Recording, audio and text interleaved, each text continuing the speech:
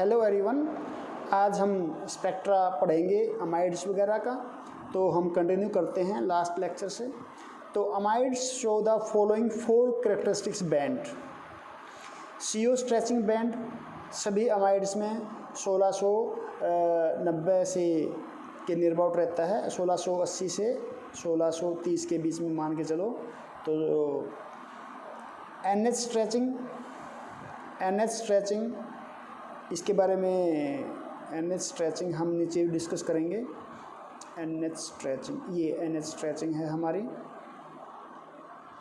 तो NH stretching जो है वो NH अगर फ्री स्टेट में है, हाइड्रोजन बॉन्ड नहीं है, तो 2 बैंड आते हैं हमारे प्राइमरी अमाइड में, 3500 पे और 3300 पे स्ट्रॉन्ग बैंड आते हैं।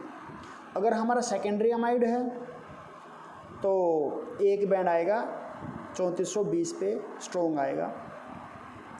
NH हाइड्रोजन बॉन्डेड है तो 2 बैंड हमारे थोड़े से लोअर फ्रीक्वेंसी पे आएंगे, 3350 पर सेंटीमीटर और 3180। लेकिन अगर हमारा सेकेंडरी अमाइड है और वो हाइड्रोजन बॉन्डेड है तो वो हमारा 3320 और 3140 के बीच में स्ट्रॉन्ग बैंड आएगा। NH बेंडिंग, प्राइमरी अमाइड अगर है तो NH बेंडिंग हमारी 1640 से 1620 पर सेंटीमीटर के बीच में आएगी। सेकेंडरी अमाइड में थोड़ा डाउन जाएगा 1590 से 1550 में, क्योंकि substitution alkyl group plus I effect की वजह से वो डाउनवर्ड आ गया। In primary amide CO stretching band usually partially overlap with NH bending vibration. Primary amide में जो CO स्ट्रेचिंग बैंड होता है वो थोड़ा सा ओवरलैप कर जाता है NH बेंडिंग की वजह से, बेंडिंग के साथ। Primary amide also show CN stretching at 1400 पर सेंटीमीटर। नाइट्रो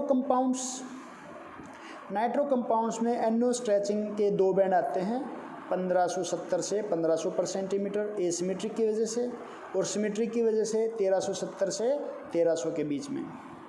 जैसे एक एग्जांपल हमने देखा नीचे 1 नाइट्रोहेक्सेन, तो इसमें 1550 पे एसिमेट्रिक और 1380 पे सिमेट्रिक। कंजुगेशन से फ्रीक्वेंसी में डिक्रीज आएगा। तो जैसे अगर हम नाइट्रोबेंजीन की बात करें तो ये हमारा 1525 पे एसिमेट्रिक हो गया और 1350 पे सिमेट्रिक। नाइट्राइल में CN स्ट्रेचिंग जो आती है वो हमारी 2260 से 2220 पर सेंटीमीटर आएगी, मीडियम एंड शार्प हमारा बैंड आएगा। कंजुगेशन करने से हमेशा जो है फ्रीक्वेंसी डिक्रीज होएगी। अब हम CS स्ट्रेचिंग को अगर हम कंपेयर करें सभी कंपाउंड्स की, तो ये कंक्लूजन हमारा आएगा इसमें, ध्यान से समझना। एल्केन अगर है और उसमें CS स्ट्रेचिंग की बात करें तो वो हमारी 2962 से 2853 के बीच में आएगी और स्ट्रॉन्ग बैंड होगा। एल्कीन में ये क्योंकि डबल बॉन्ड आ गया तो ये बढ़ जाएगी 3100 से 3010। एरोमेटिक में हमारी 3150 से और 3050 स्ट्रॉन्ग आएगा। एल्काइन में क्योंकि ट्रिपल बॉन्ड और भी ज़्यादा स्ट्रॉन्ग हो गया तो ये हमारा 3300 के नियर अबाउट आएगा स्ट्रॉन्ग। और एल्डिहाइड में भी हमने CS स्ट्रेचिंग की बात की थी, तो 2 बैंड आते हैं उसमें, 2820 पे और 2720 पे। हमने बताया था कि 2820 वाला तो ओवरलैप कर जाता है, तो ज़्यादा इंपॉर्टेंट हमारा कौन सा रहता है, 2720 वाला। तो ये एक रेंज दे रखी है, वीक बैंड होते हैं ये। C double bond C stretching ये या तो एल्कीन में हो सकती है या एरोमेटिक में हो सकती है। एल्कीन में होगी तो 1680 से 1600 के बीच में मीडियम और वीक।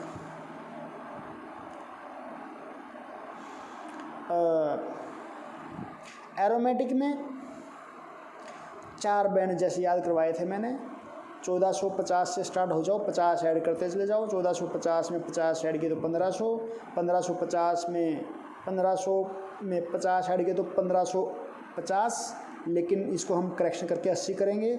1550 में 50 ऐड करेंगे तो 1600। ये 4 बैंड आएंगे। C triple bond C stretching अगर है तो वो एल्काइन में होगी और वो 2260 से 2100 के बीच में होगी, स्ट्रॉन्ग बैंड आएगा। CO स्ट्रेचिंग हमने याद की थी कि अमाइड, सबसे नीचे से स्टार्ट करते हैं। अमाइड में 1690, कार्बोक्सिलिक एसिड में 1710, कीटोन में 1715, एल्डिहाइड में 1725, एस्टर में 1735, एसिड क्लोराइड में 1800 और एसिड एनहाइड्राइड में 2 बैंड आते हैं। फर्स्ट बैंड हमारा 1810 के नियर अबाउट और सेकंड जो आता है वो आता है 1760। तो ये अप्रोक्सीमेटली होती हैं, इन रेंज होती है इनकी लेफ्ट या right depending upon the substitution pattern. OH stretching की अगर हम बात करें तो वो अल्कोहल और फिनोल में वो 3650 से 3600 आएगी स्ट्रॉन्ग जब वो डाइल्यूट फॉर्म में है, और 3550 से 3200 ब्रॉड एंड शार्प हो जाता है जब वो हाइड्रोजन बॉन्डेड है। कार्बोक्सिलिक एसिड में 3400 से 2500 आएगी, ब्रॉड एंड शार्प होगा वो कंसनट्रेटेड में, और हाइड्रोजन बॉन्डेड डाइल्यूट है अगर वो तो वो 2700 से 2500 की रेंज में several weak bands in dilute solution. तो OH स्ट्रेचिंग हमारी अल्कोहल में, फिनोल में, कार्बोक्सिलिक एसिड में, इनमें ऑब्जर्व होगी। साइक्लिक अमाइड्स जिनको हम लैक्टम बोलते हैं gives the expected increase in CO stretching frequency with decrease in ring size. जैसे हमने साइक्लिक एस्टर में देखा था वैसे इसमें, तो जैसे जैसे रिंग का साइज छोटा होता जाएगा तो फ्रीक्वेंसी भी बढ़ती जाएगी, वेव नंबर बढ़ता जाएगा। जैसे ये हमारा 1660 है पहले वाले में, 5 मेंबर रिंग हुआ तो 45 का इंक्रीज हो गया तो 1705, और फिर 40 इंक्रीज होके 4 मेंबर में होगी हमारी 1745। Amines IR spectra of amines show 3 band NH stretching. Primary amine अगर है फ्री स्टेट में तो 2 बैंड आते हैं, और ये आ गए हमारे 3500 से 3200, अप्रोक्स ये 3500 ही आएगा, और हाइड्रोजन बॉन्डेड है तो वो 3400 और 3500, ठीक है। हाइड्रोजन बॉन्डिंग की वजह से फ्रीक्वेंसी डिक्रीज हो जाएगी, but shift is less than OH and COH as weaker hydrogen bonding in amine. Amine में हाइड्रोजन बॉन्डिंग क्या होती है, वीक होती है, तो इसमें शिफ्ट जो है वो कम होगा। तो प्राइमरी अमीन में 2 बैंड आएंगे इन द रीजन ऑफ 3500 से 3200।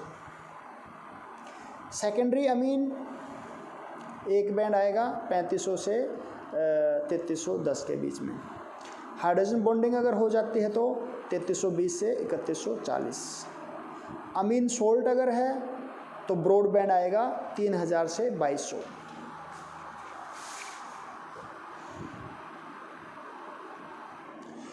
NH बेंडिंग की बात करें तो प्राइमरी अमीन्स में इन प्लेन बेंडिंग जो होगी तो उसमें 2 बैंड आएंगे, एक 1610 पे एक 1500, इन द रीजन ऑफ 1640 से 1560।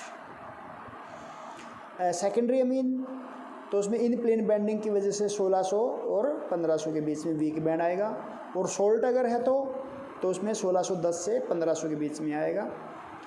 All amines out of plane bending आएगी उनमें 800 पर सेंटीमीटर, और CN स्ट्रेचिंग भी आएगी इसमें। ऑल एलिफेटिक अमीन्स में 1250 से 1000 पर centimetre medium and strong. Aromatic amines में 1350 से 1250 पर सेंटीमीटर स्ट्रॉन्ग बैंड आएगा। Due to resonance CN bond acquire double bond character in aromatic amines, तो एरोमेटिक अमीन्स में थोड़ा इंक्रीज आ गया। NH स्ट्रेचिंग प्राइमरी अमीन में या प्राइमरी अमाइड में फ्री स्टेट में 2 बैंड आते हैं नियर टू 3500, दोनों बैंड 3500 के नियर अबाउट आएंगे, मीडियम होंगे। प्राइमरी अमीन या प्राइमरी अमाइड में हाइड्रोजन बॉन्डेड है तो 2 बैंड किसके नियर अबाउट आएंगे, 3400 के बीच में, 3400 के पास 2 बैंड। अगर सेकेंडरी अमीन या सेकेंडरी अमाइड है फ्री स्टेट में एक ही बैंड आएगा 3500 से 3310 के बीच में। सेकेंडरी अमीन या सेकेंडरी अमाइड अगर है, ये हम कंक्लूड करके लिख रहे हैं, तो हाइड्रोजन बॉन्डेड में एक बैंड आएगा 3320 और 3140 के बीच में। यानी कि प्राइमरी अमीन में 3500 के पास दो बैंड, प्राइमरी अमीन और प्राइमरी अमाइड अगर हाइड्रोजन बॉन्डेड है तो 100 का डिक्रीज हो गया 3400 के पास। अब सेकेंडरी की बात करें तो एक ही बैंड आएगा सेकेंडरी में, क्योंकि NH बॉन्ड एक ही है, तो 3500 से 3310 के पास, और हाइड्रोजन बॉन्ड नहीं हुआ तो डाउनवर्ड आ गया 3320 से 3140। CN स्ट्रेचिंग की बात अगर हम करते हैं तो नाइट्राइल के अंदर CN स्ट्रेचिंग जो आएगा वो 2260 से 2220 मीडियम आएगा ये।